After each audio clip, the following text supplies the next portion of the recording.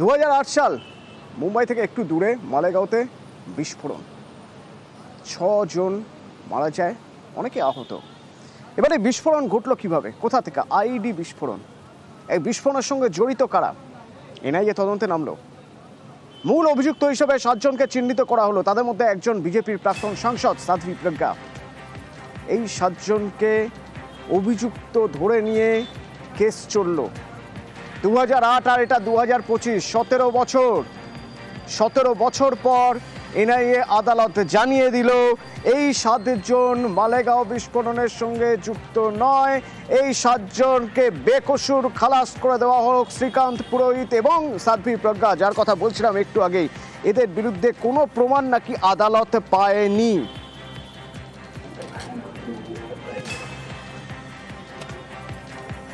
प्रणाली कपा से हमारे सहकर्मी मुंबई থেকে আমার সঙ্গে রয়েছেন। प्रणाली, पहले तो ये जानना चाहेंगे कि आज हुआ क्या, मतलब किस किस मुद्दे पे कौन सी एविडेंस के ऊपर खड़ा होकर ये डिसीजन लिया गया है कि इन लोगों के साथ कोई ताल्लुकात नहीं है, इन लोगों को बाइज्जत बरी किया जाए?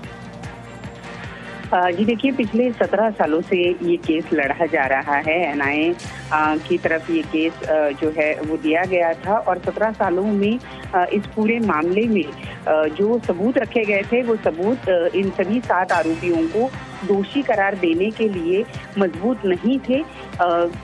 न्याय देवता हमेशा ये मानती है कि किसी गुनहगार को सजा ना मिले तो चल जाएगा, लेकिन किसी बेगुनाह को सजा नहीं मिलनी चाहिए।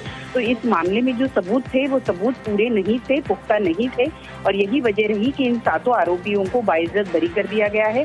इस मामले में कर्नल पुरोहित पर आरडीएक्स रखने का, फिर उसके लिए जो बाइक थी वो हासिल करने, ऐसे कई मुद्दे रखे गए थे, लेकिन इनको आरोपी सिद्ध करने के लिए जो सबूत दिए गए थे वो सबूत काफी नहीं थे, और यही वजह थी कि प्रणाली एनआईए ने जब चार्ज बनाया था, जब चार्ज फ्रेम किया था एनआईए ने, तो उसके चार्ज के बताइए बात क्या था, मतलब चार्ज में क्या लिखा था, किसको कैसे दोषी करार दिया जाए, किसके कैसे हाथ है इसके पीछे, मतलब साध्वी प्रज्ञा इसमें कैसे इन्वॉल्व है, कैसे बाकी सब इन्वॉल्व है, इनमें क्या कहा गया था वहाँ पे? जी देखिए, इस पूरे मामले को देखते समय एक सबसे बड़ी बात पहली बार साबित हुई थी, या पहली बार सामने आई थी, वो बात ये थी कि भगवा दहशतवाद, यानी कि भगवे रंग का जो है हिंदुत्ववादी आतंकी, जो ये एक टर्म था, जो नया टर्म पहली बार कोर्ट के सामने आया था, और इस तहत जो है जो हिंदुत्ववादी संगठनाएं हैं, इन्होंने मिलकर एक साजिश की, और उस साजिश के तहत मालेगांव में बम विस्फोट कराया गया। ऐसी पहली बार थ्योरी सामने रखी गई थी, जिसमें कर्नल पुरोहित, साध्वी प्रज्ञा सिंह के समेत कई लोग जो थे उनको इस मामले में आरोपी करार दिया गया था। कर्नल पुरोहित को आरडीएक्स रखने, बाइक हासिल करने और उसे प्लान करने का आरोप था, जबकि साध्वी प्रज्ञा सिंह के ऊपर इस साजिश रचने का आरोप जो है वो उन पर रखा गया था। इस पूरे मामले में 17 साल से एनआईए कोर्ट में जो है ये मामला चल रहा था, लेकिन अब जब ये रिजल्ट सामने आया है तो काफी चौंकाने वाला रिजल्ट है, क्योंकि इस मामले में जो पूरे 7 आरोपी थे, उन 7 आरोपियों को बाइज्जत बरी कर दिया गया है। तो जो थ्योरी रखी गई थी कि ये भगवा आतंकवाद नाम का जो नया थ्योरी सामने आया था, इस थ्योरी को ही सिरे से इस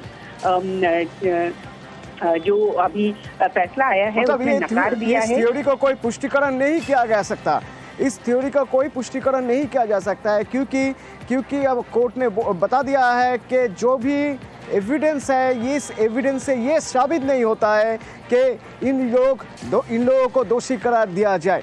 थैंक यू।